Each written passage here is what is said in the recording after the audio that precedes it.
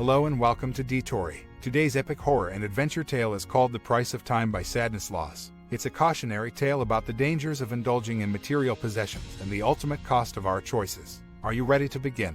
Let's dive in. An hour of my life. Why would you want such a pointless thing? The story starts with the demon saying, I could offer you powers or treasures, but you seem like a straightforward guy. $100 for an hour. It's an offer you can take as many times as you like until you drop dead. I think it's quite generous, if you ask me. The demon sat atop Graham's couch, their tail idly swaying as they watched him. Isn't that just the same as work? So, you're saying I get paid more for my time and still only lose an hour. What do you get out of this? Everything or nothing, that's the gamble I'm taking. So, do you agree? How could I refuse? As soon as Graham spoke those words, the demon leaned forward, biting the tip of his finger, making sure he drew blood before retreating to the corner of the room, licking the droplets from his lips. Graham held his finger, screaming at first, only to realize he had felt no pain. Even the small bite mark had faded almost instantly. Our deal is made. If you wish to indulge in my offer, simply call for me. With that, the demon went to leave, their body being surrounded by a cloud of smoke. That smoke nearly sending them back to hell before Graham spoke. I'll trade an hour. The smoke faded, leaving the grinning demon. He stepped forward and placed a neat $100 bill into Graham's hand before taking an hour of his life. The process of taking time was subtle, something that a human wouldn't even notice. For Graham, everything would feel as normal as before, except he was now $100 richer. Don't spend it all at once. The demon winked, vanishing before his eyes. At first, things didn't change much for Graham, his life continuing as usual. He went back to his office job, only taking the extra cash when needed.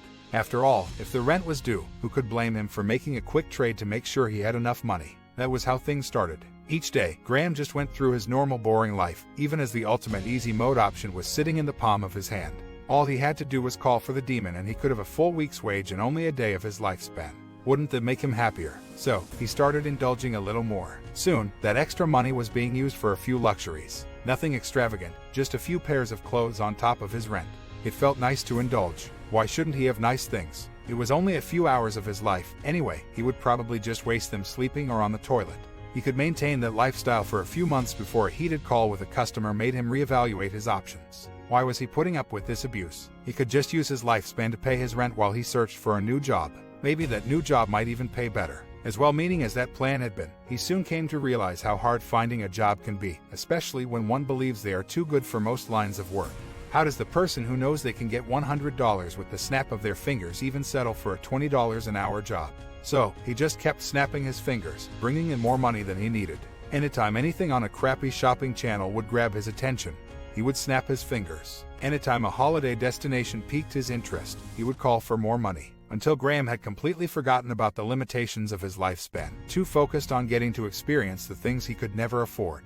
From shopping channels to London, Graham got to see it all. For the next year, he got a lovely taste of a life that would have never been in his grasp before. He ate the best meals, traveled in the best cars and wore all the best brands. It became a rush, a new hit of adrenaline whenever he would get something new. But like any addiction, the cost of that hit became stronger with each new purchase, until he was drained.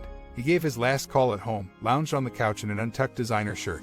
A cruise around Europe had piqued his interest, one he desperately wanted the funds for. The demon said nothing at first, only smiling as it took a seat atop the couch, staring down at Graham. Time's up. Graham stared at the demon, processing the words before he jumped from the couch, turning to run from the demonic creature, only to let out his last huff of life. The oxygen pushing out his lips as he collapsed onto the ground, unable to take another breath as he lost consciousness. The demon moved beside him, crouching by his face. Nearly 2 years. You lasted longer than most. This is why I wanted such a pointless thing. It's quicker to let you destroy yourself than it is for me to trick you into giving up your life for me. Had I simply given you a large sum of money, you wouldn't have felt as much of a need to come back to me. But like a rat trained to push a button for a treat, you kept coming back to me until I was all out of treats. Good night, Graham, enjoy the afterlife. It seems that the demon in this story is offering to trade money for hours of Graham's lifespan. The demon takes a small bite of Graham's finger to seal the deal, and Graham can then call on the demon to trade hours of his lifespan for money. At first, Graham uses this power sparingly, but eventually becomes addicted to the rush of getting new things and experiences, and begins trading more and more of his lifespan for money. Eventually, Graham becomes exhausted and realizes that he has traded away most of his lifespan and now there is no going back. Thank you for watching. We hope you enjoyed it and learned something about the dangers of indulging in material possessions and the ultimate cost of our choices. If you like this story, don't forget to like and subscribe to our channel for more tales like this. Until next time, take care and be careful about the deals you make.